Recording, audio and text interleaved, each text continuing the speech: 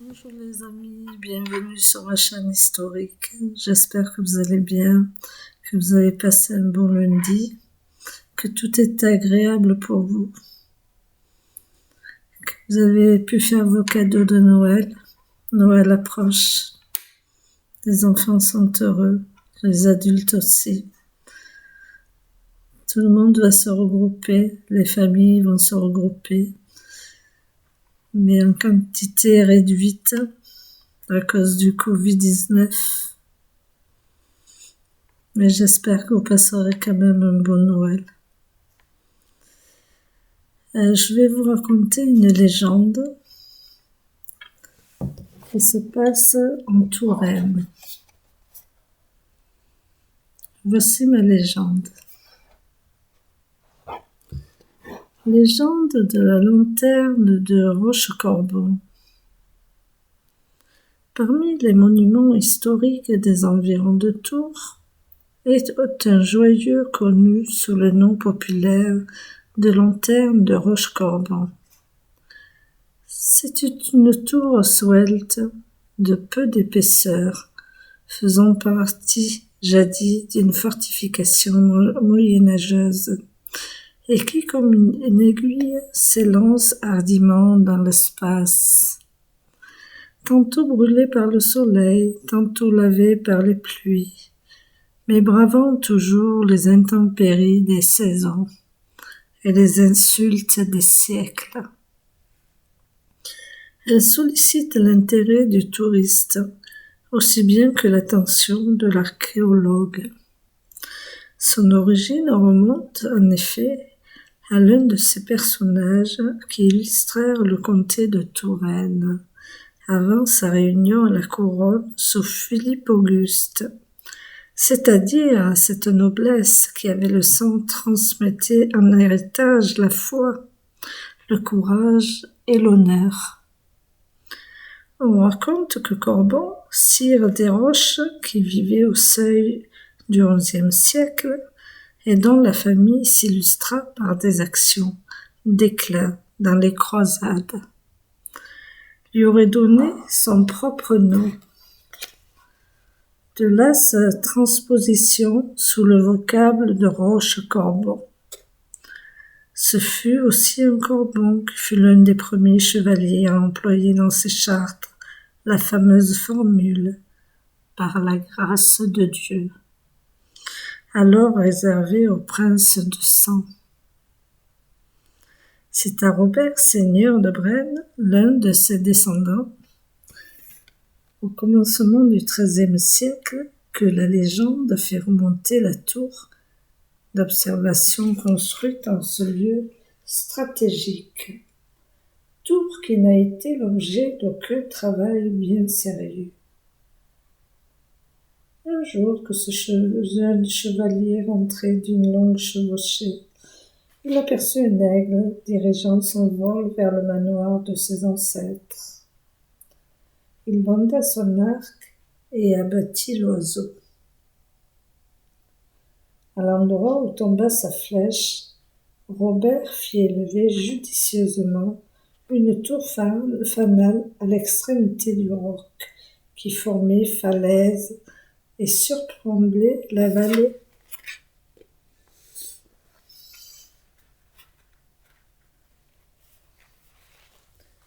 L'architecte, avec un art prodigieux, avait su mettre à contribution ce rocher où la sape et la mine paraissaient impossibles.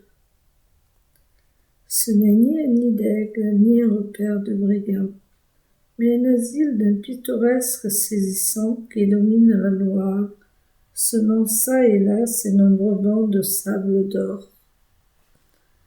De cet observatoire, les compagnons de guerre du baron d'Amboise, à la lueur tremblotante de l'immense fanal encensant le ciel, lui envoyèrent chaque jour par les airs les nouvelles du comté.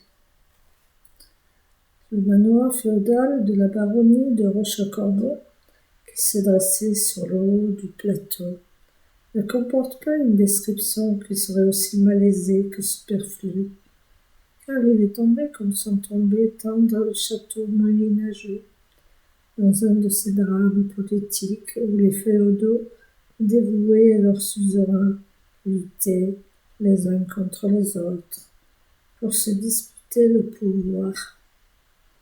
Luttes qui nous sont parvenues par la tradition et les récits des chroniqueurs. Il est certain que les armes étaient de grande jurisprudence des temps. L'arbitraire et la force se mêlaient à tout. Les derniers possesseurs furent les seigneurs de Maillé et de Luynes, dont la mémoire est restée vivace dans nos annales tourangelles, mais dans l'historique et l'illustre généalogie ne saurait entrer dans ce cache.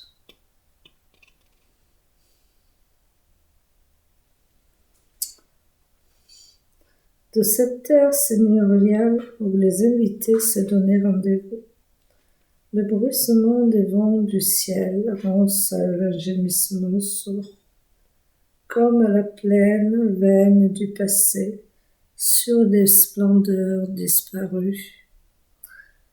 Aujourd'hui, tout est vide et silencieux. Sur ces hauteurs où des feux brûlaient naguère, viennent se reposer des hôtes éphémères, des oiseaux nocturnes troublant seuls de leur appel lugubre ou de leur roulade mystérieuse la paix de la nuit. Ils aiguisent leur bec, dévorent d'innocentes victimes, dont les ossements dépouillés de leur chair tombent à l'intérieur de la cheminée, comme un immense charnier dissimulé sous une épaisse chevelure d'arbustes épineux.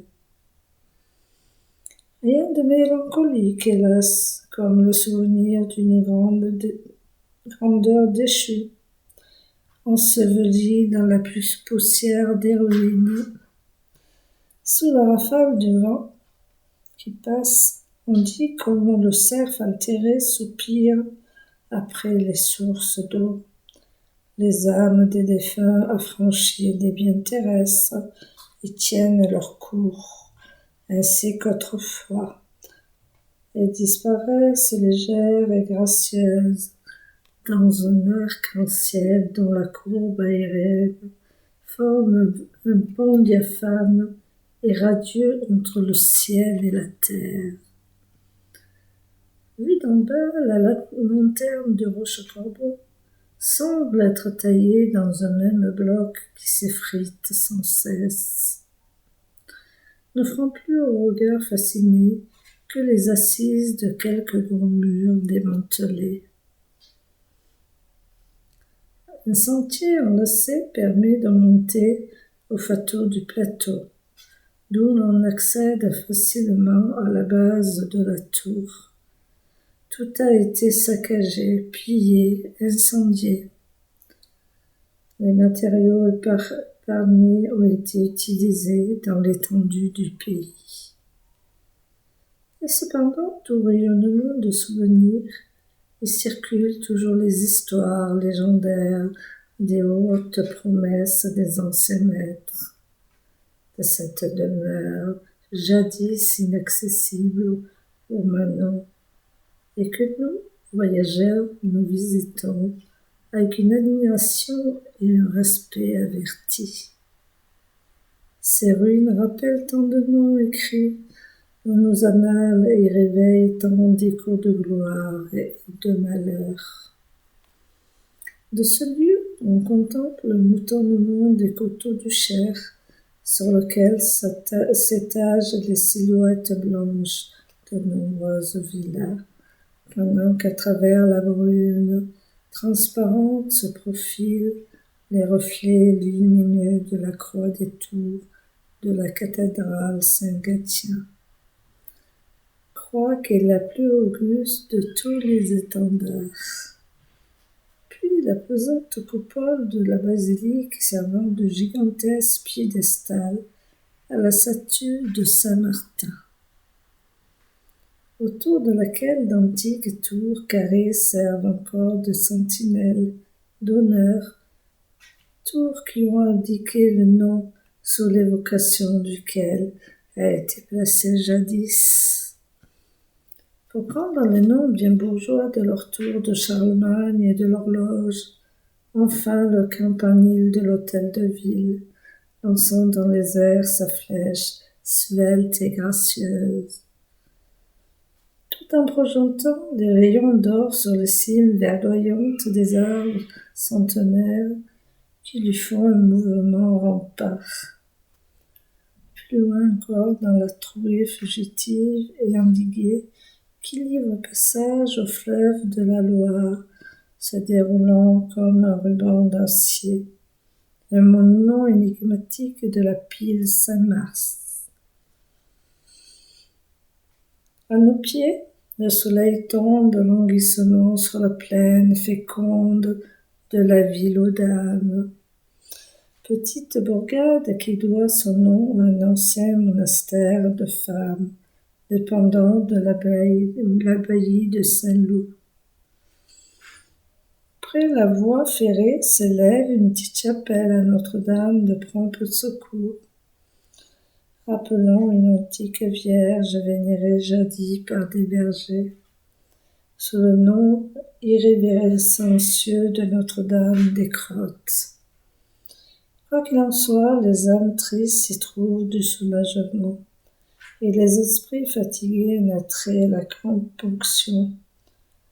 Le petit village de Rochecorbon même se déploie le long de la chaussée ensoleillée, que l'on un tramway à vapeur.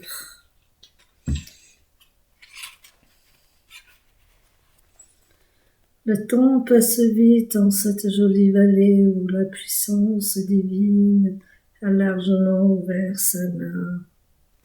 Que le soleil se lève ou qu'il éclaire le monde, qu'il soit la moitié de sa course ou à son déclin, l'aspect du paysage est toujours splendide. La nuit venue, les étoiles radieuses montrent le chemin des cieux. Celui qui veut réellement reposer son âme n'a qu'à laisser sa vue errer au-delà des astres. Là seulement existe une paix immuable. Étudiant les rapports mystérieux qui unissent l'homme à celui qui l'a créé, il pourra écouter la douce harmonie du langage que Dieu parle à son cœur. Il n'y a que les grandes scènes de la nature pour élever l'âme jusqu'à l'immensité et l'infini de Dieu. J'espère que ça vous a plu.